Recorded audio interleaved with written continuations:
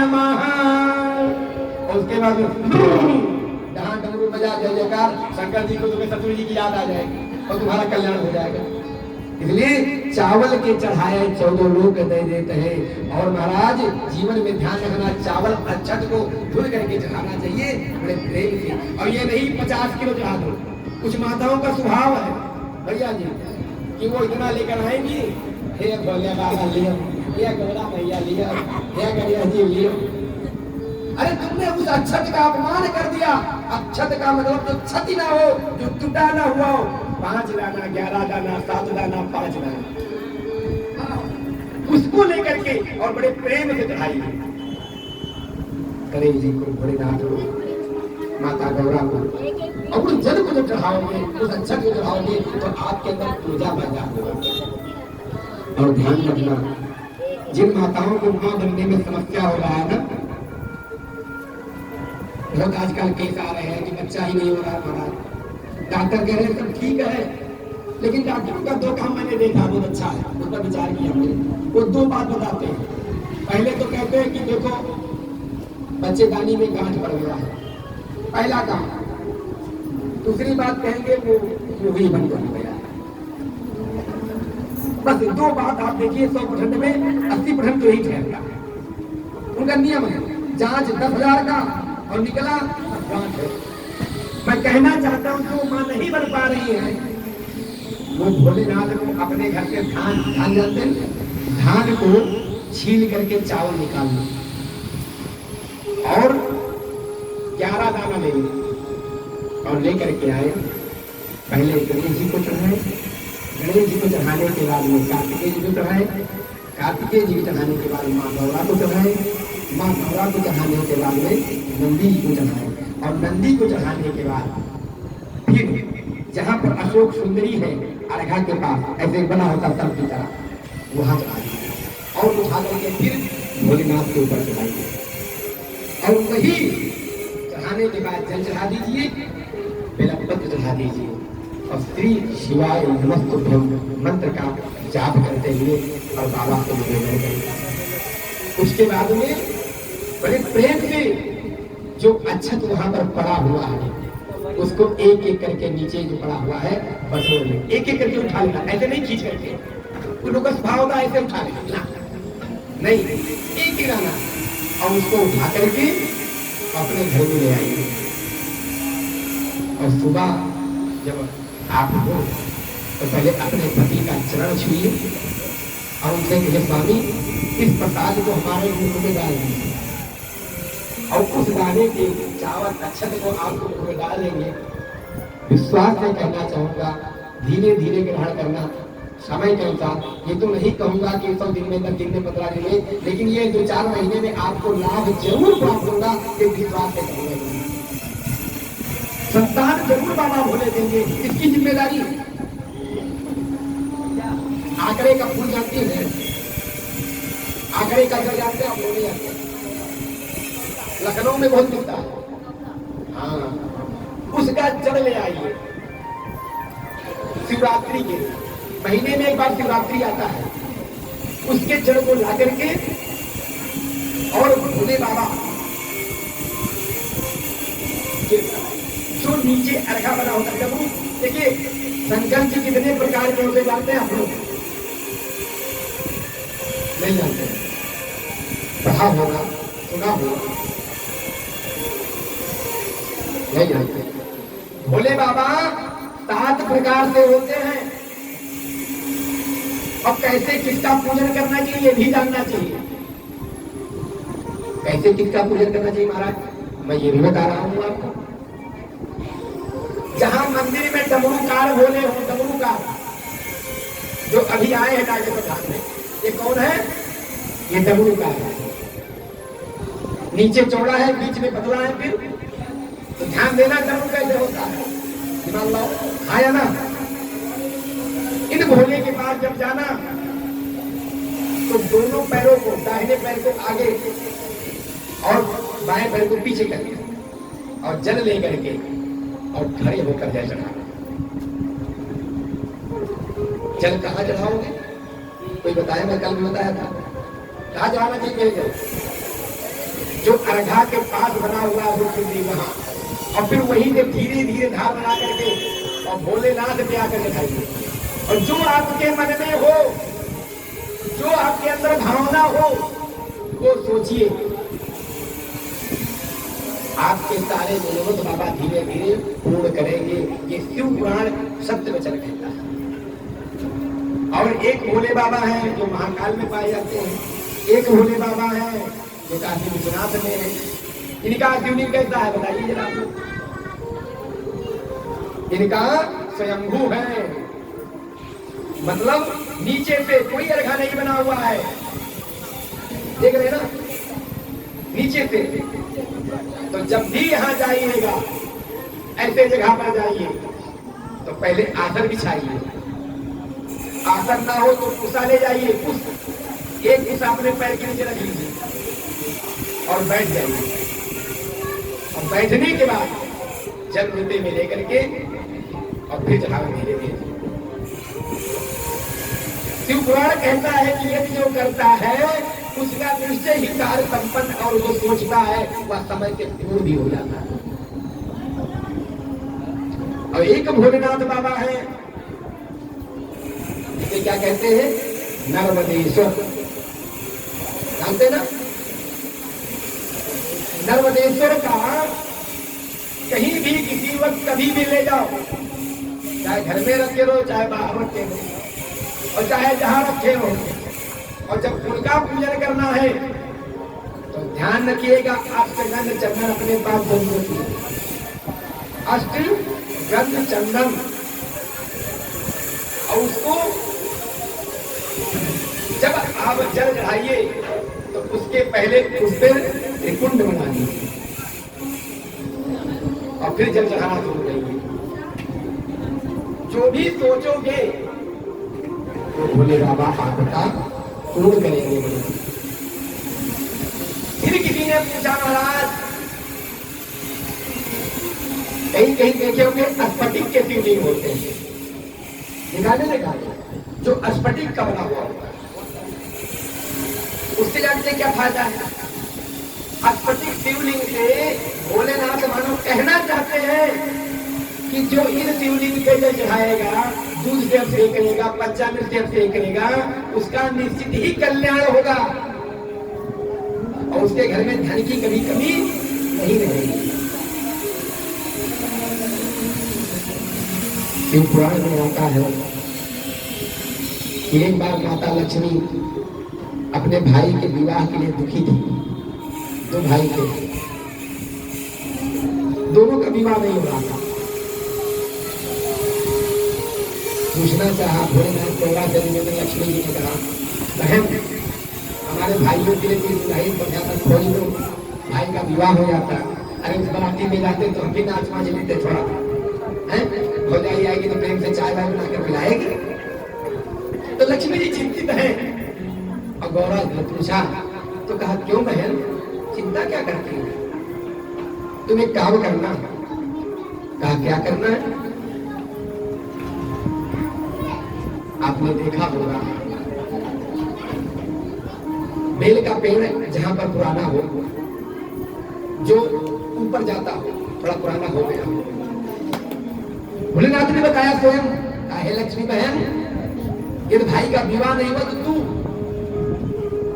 बड़े प्रेम से बेल के वृक्ष के नीचे जाना सायंकाल के समय। सायंकाल का 4:30 बजे के बाद और 7 बजे से पहले, ठीक है ना।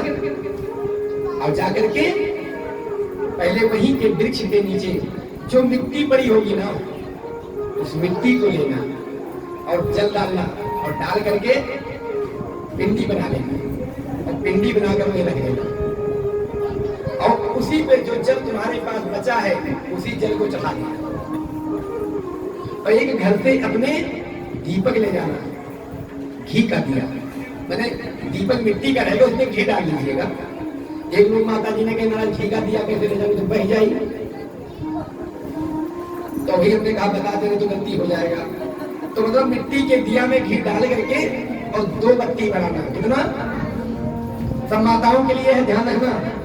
2 बत्ती, और दोनों बत्ती ऐसे जलेगी, देखो ऐसे हल्का सा, इधर नीचे वाली आपस में जुड़ी होगी और जलने वाली थोड़ा सा अलग, एक ही जगह पर, और उसको जलाइए और भोले बाबा से उसी वृक्ष के नीचे निवेदन करिए। महाराज लक्ष्मी जी ने पूजन किया, दोनों भाइयों का विवाह हो गया। लक्ष्मी जी इतनी खुश हो गई कि जो भी यदि सायंकाल के समय यदि जाकर के और उस बेलपत्र के वृक्ष के जड़ में जल डालता है और वही 2 बत्ती का दीपक बना करके जला करके अक्षत पुष्प समर्पित करता है और हाथ जोड़कर बैठ करके और श्री शिवाय नमस्तुभ्यं का जाप करता है 108 बार। विश्वास से कहना चाहूंगा कि उसके घर में धन की कमी नहीं होगी, नहीं होगी, नहीं होगी। ये मेरे भोले बाबा का व्यवस्था है। अपने जीवन बनाइए या जिम्मेदारी के साथ करिए, लेकिन जब भी करना विश्वास से करना, सफलता जरूर प्राप्त होगा। करके देखिएगा, आपको प्रमाण मिलेगा। क्या बताया हमने, समझ में आ गया? ना समझ में आया समझ लीजिए, तो पापा बताए थे करो कुछ और, हो कुछ और, बताओ कुछ और। इसलिए घर से जब जाइए तो घर में से लोटे में जल भर लीजिए। जल भरने के बाद दीपक मिट्टी का उसमें घी डाल लीजिए, 2 बत्ती बना लीजिए, उसी में लेकर के और जल डाल करके कहा इस बेलपत्र के वृक्ष में, और फिर वही जलाइए। और हो सके तो वहीं से मिट्टी लेकर शंखू बना करके जल चढ़ा दीजिए, अच्छा चढ़ा दीजिए, कुछ चढ़ा दीजिए। अब किसी ने पूछा इसका मतलब महाराज अन्य जगह क्यों नहीं?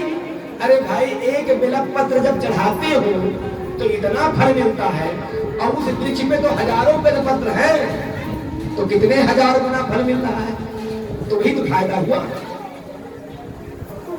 मेरे भोले बाबा हमें कहना चाहते हैं, तुम कर तो भाई, कुछ कर, प्रेम से कर, विश्वास से कर, सफलता जरूर मिलेगी। और एक बात और बता दूं, आपने सुना है कि नहीं सुना है? वैसे टीवी सब देखते तो कोई ना कोई सुनाया ही होगा। आपके पास ना अक्षत है, ना पुष्प है, ना बेलपत्र है, ना कुछ है, और कहीं रास्ते में आप जा रहे हैं और जंगल टाइप में कोई एरिया में एक भोलेनाथ का जीर्ण शीर्ण मंदिर दिख गया। कैसा? जीर्ण शीर्ण, मतलब कोई वहां नहीं है, गाड़ी रोक दीजिए और उनको भोलेनाथ का एकांतेश्वर महादेव मान लीजिए। क्या मानो? एकांतेश्वर महादेव। क्योंकि जब भोले हमारे साधना में बैठते हैं ना, तो किसी से कोई मतलब, और वहीं पर जो पेड़ लगा हो, अब किसका पता है ये पता ही नहीं, उसी का पत्ता तोड़ो। क्या करो? पत्ता तोड़ो, जो मिले उस जगह, पुष्प मिल जाए, जो भी मिल जाए सब तोड़ो। अरे कुछ नहीं होगा तो उस एरिया में पीपल पेड़ जरूर होगा, ये तो निश्चित है ना, उसी का पत्ता तोड़ो और वही तोड़ करके लाकर भोलेनाथ पर चढ़ा दो।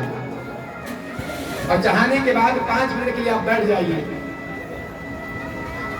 और जो आपके अंदर आता हो, ये नहीं कि ओम नमः शिवाय ही बोलिए, या श्री शिवाय नमस्तुभ्यं ही बोलिए, या महामृत्युंजय ही बोलिए, या गायत्री मंत्र ही बोलिए, जो तुम्हें उस समय आता हो वही मंत्र विश्वास के साथ, कुछ ना बोल पाओ तो ओम का ही उच्चारण करो। 5 मिनट महाराज करना, देख लेना आपके जीवन में कितना भी बाधा क्यों ना हो, कितनी भी समस्या में क्यों ना पड़े हो, कितने बड़े मुकदमे में क्यों ना पड़े हो, आपके जीवन में मुस्कुराहट ला देगा। ये हमारे एकांतेश्वर महादेव है। बोलो एकांतेश्वर महादेव की। आपको न धन करना है, न जल चढ़ाना है, न कुछ चढ़ाना है, जो वहां पर वही चढ़ा दो। मेरे भोले तो वो है, मेरे भोले ज्यादा इच्छा नहीं रखते, चाहो तो जो आपके पास, बस विश्वास से चढ़ाना, दिखावटी मत करना, बनावटी मत करना। अपने घर में जितना हो उतना जरूर करना चाहिए। आज वही महाराज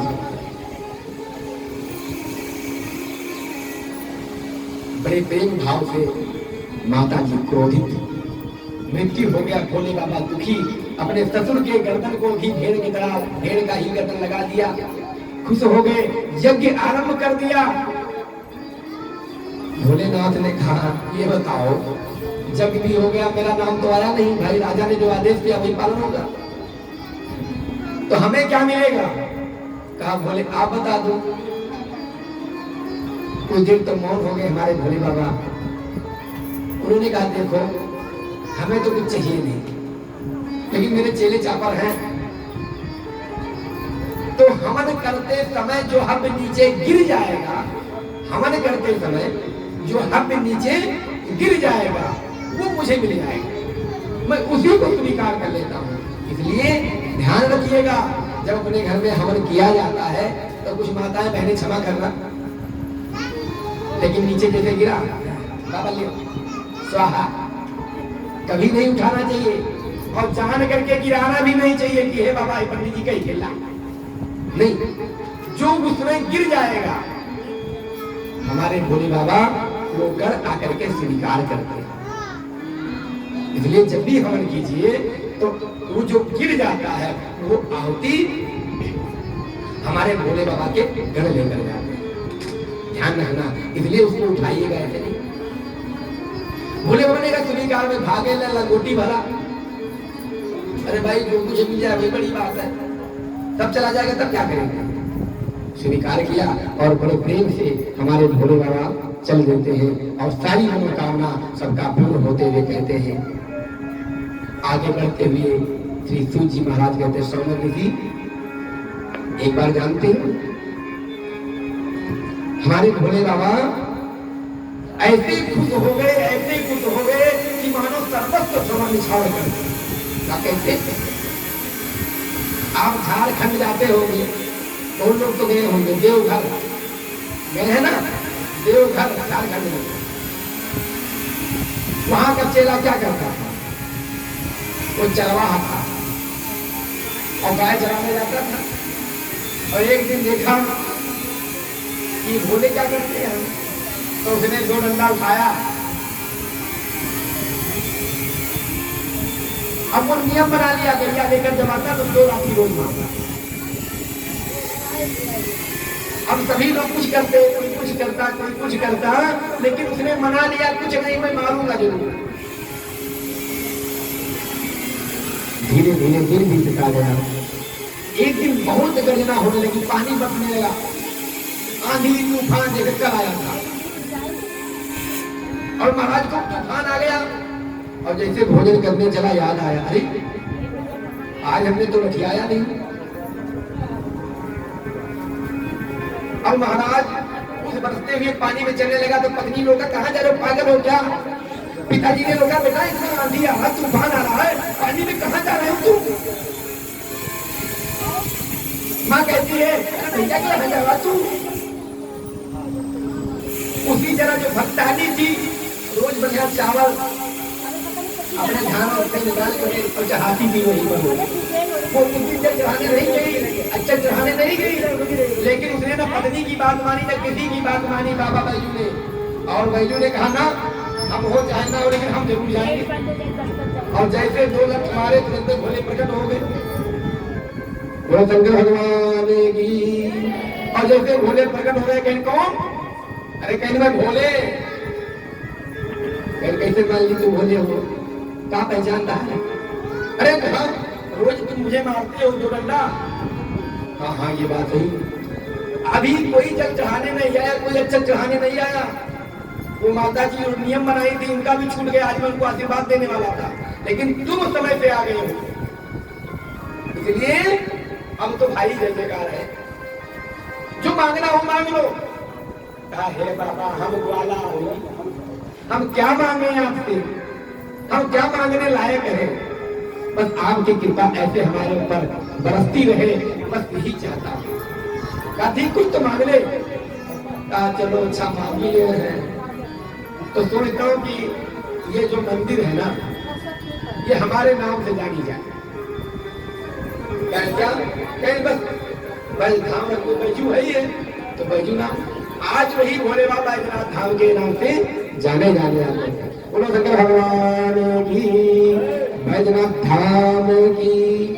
देखते हैं हमारी माताएं बहनें कितना त्याग करती हैं, कांवड़िया में जल भरती हैं और वहां से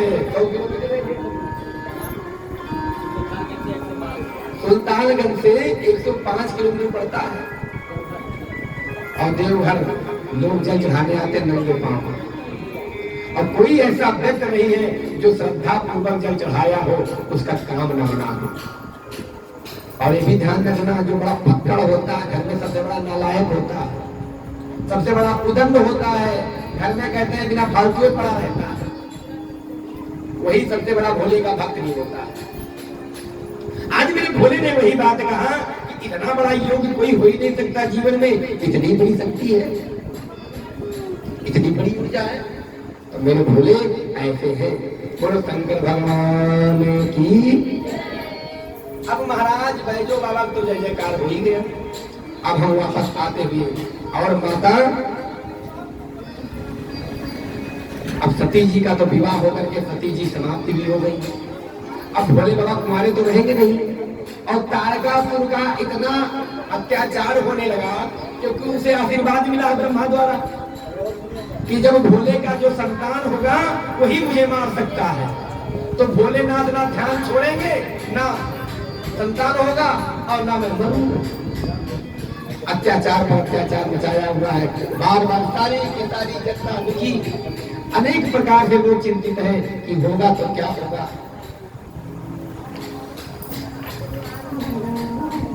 मानो भोले बाबा कहना चाहते हैं कि जीवन में जब आदमी दुनिया से हर जाता है, थक जाता है, टूट जाता है, हर जगह से गिर जाता है, बेसहारा होकर के एकदम पड़ जाता है, तब वो मेरे द्वार पे आता है।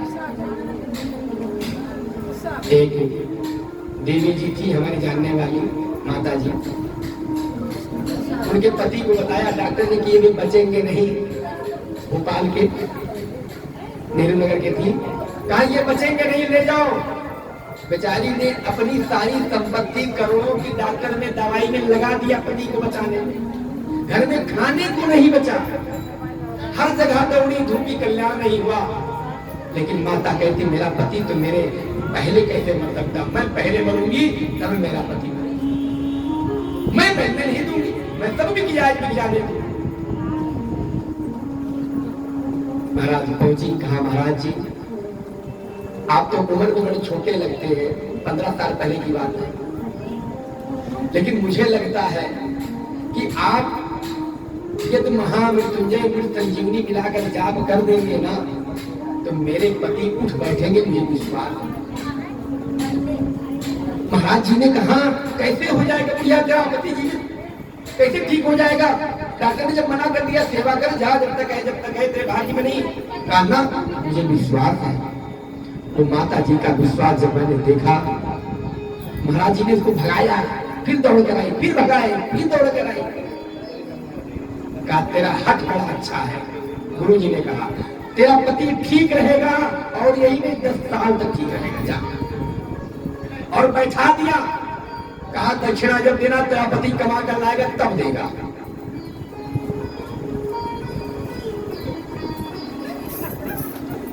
बोलो शंकर भगवान की। आया है व्यास जी, आप तो विश्राम करके आए और हम लोग परिक्रमा करके आए, तो यही चाहते हैं कि कथा को यहीं पर विराम दिया जाए। तो माता जी वाली कहानी तो सुनाई दे।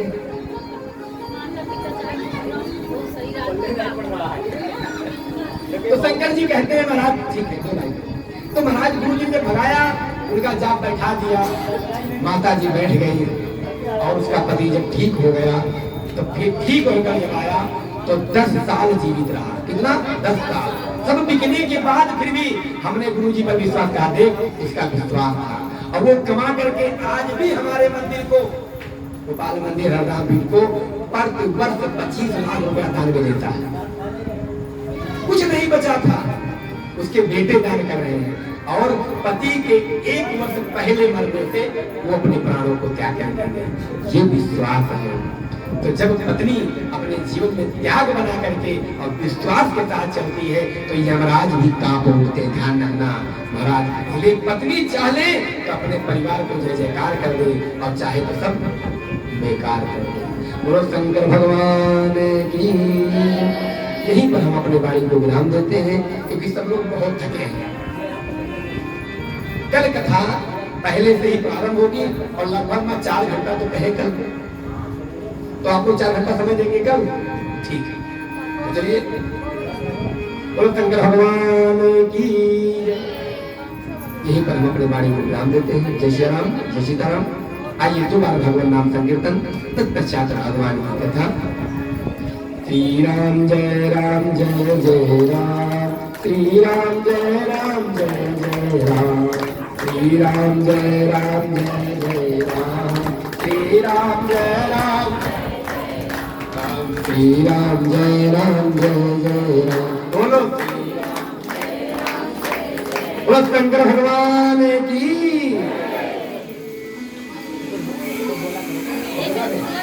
बोल लक्ष्मण भगवान की। ओम नमः शिवाय, ओम नमः शिवाय, हरे हरे भोले नमः शिवाय, ओम नमः शिवाय,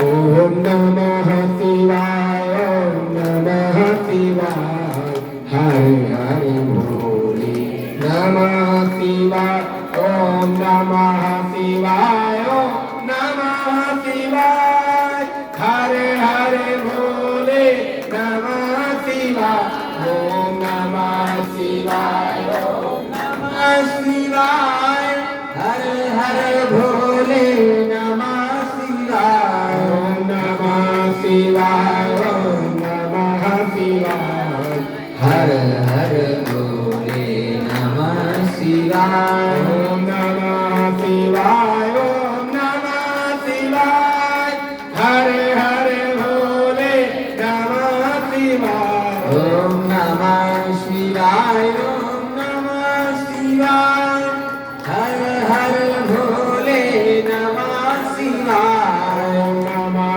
शिवाय, ओम नमः शिवाय, हरे हरे भोले नमः शिवाय, नमः शिवाय, ओम नमः शिवाय, हरे हरे भोले नमः शिवाय। उमापति महादेव की, अपने माता पिता की, गुरु गोविंद की, केसर धाम की जय हो। और एक सूचना कि कल भगवान का 10 बजे 16 प्रकार अभिषेक होगा और फिर मूर्ति को प्रतिष्ठित किया जाएगा। फिर मूर्ति का 16 प्रकार न्यास भी होगा। फिर हवन पूर्णाहुति होगा। शाम को शयनन, शाम को शिखर स्नान होगा। तब पता चलेगा कि मूर्ति में कितना प्राण आया। और फिर हवन के बाद में माता जी का और भोलेनाथ जी का सभी मूर्तियों का श्रृंगार होगा। कल सभी मूर्तियों का श्रृंगार होगा। बिना श्रृंगार किए मूर्ति को प्राण प्रतिष्ठा में नहीं छोड़ा जाए तो दोष लगता है। तो कल हवन के बाद में माता जी का श्रृंगार होगा। 16 श्रृंगार माताओं का होगा। पुरुष वर्ग का श्रृंगार पुरुष वर्ग लोग जानते हैं और माताओं का श्रृंगार माताएं जानती हैं क्या क्या लगता है क्या नहीं लगता है। तो आप लोगों से निवेदन है जो कुछ हो सके आप लोग समय से पहुंच करके भगवान के एवं माता जी के श्रृंगार में पहुंचिए, लाभ लीजिए। और कल सार्वजनिक हवन होगा। जो भी माताएं बहनें भाई हवन करना चाहते हैं वो भोजन नहीं करेंगे। वो जब तक हवन नहीं करेंगे तब तक व्रत रहेंगे। हवन करने के बाद भी वो भोजन कर सकते हैं। जिनको भी इच्छा है कि हम भी प्रतिष्ठा में हवन करेंगे वो कल समय से आकर के हवन कर सकते हैं। और वो फलहार कर सकते हैं, फल खा सकते हैं, आलू और इत्यादि जो कुछ होता है, कुट्टू का आटा आदि। जो शरण जो सीताराम अपने हाथों से जितना ज्यादा तिल धो सकना। जीवन में तिल दान बड़ा महत्व रखा गया। पितरों को भी प्रिय है और बाबा भोले को भी प्रिय है। तो सुंदर सा तिल लाना, ये दुकान पे नकली वाला मत लाना जो आधा गर्दा रहेगा। नहीं तो जैसा खवाओगे वैसा पाओगे। क्योंकि संसार अपने लिए तो लोग नीक नीक लाते हैं खाने के लिए और भोलेनाथ के सवाल के लिए आते हैं। इसलिए तिल जब आप लोग अपना लड्डू बनाते हो तिलवा वाला, वही काला तिल सुंदर सा दुकान से लाना, धुल करके अपने घर से। और उसका चौथाई हिस्सा जौ धुल करके जरूर लाना, और अपने उस चौथाई का एक आधा का एक गुड़ ला लेना। और सभी लोग अपने घर से कम 250 ग्राम तिल तो आना ही चाहिए, ये प्रतिबंधित है। और सभी लोग अपनी अपनी आहुति आप लोग डालिएगा। और चिंता मत रहिए, ये न करिए कि हमको क्या आहुति में इसलिए कहा गया है कि अग्नि में स्वाहाकार करो, तो भगवान को बोलते हैं और बाबर खा करके गए भगवान, तो हवन बड़े प्रेम से आहुति डालिएगा। हमारे दशरथ जैसा डालिएगा, दस प्रजापति बन डालिएगा। इसलिए अपने हाथों से धुल करके और सुखा करके, बढ़िया घी मिला करके, गुड़ मिला करके, जौ फुला करके, चावल को धुलकर डाल करके, और उसमें हो सके तो गूगल कमलगट्टे का बीज, धूप का लकड़ी, ये भी मिला लाइए। और ये पैकेट वाला हम सामग्री मत लाना, तो 100 गुना अपराध लग जाएगा।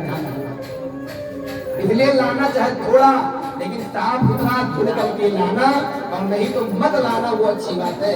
लेकिन जो भी आहुति डालना तो श्रद्धा पूर्वक साफ सुथरा, ठीक है? कोई प्रतिबंधित नहीं, कोई दबाव नहीं है। लेकिन ये अपने घर से लाओगे तो जीवन में आनंद ही आनंद पाओगे।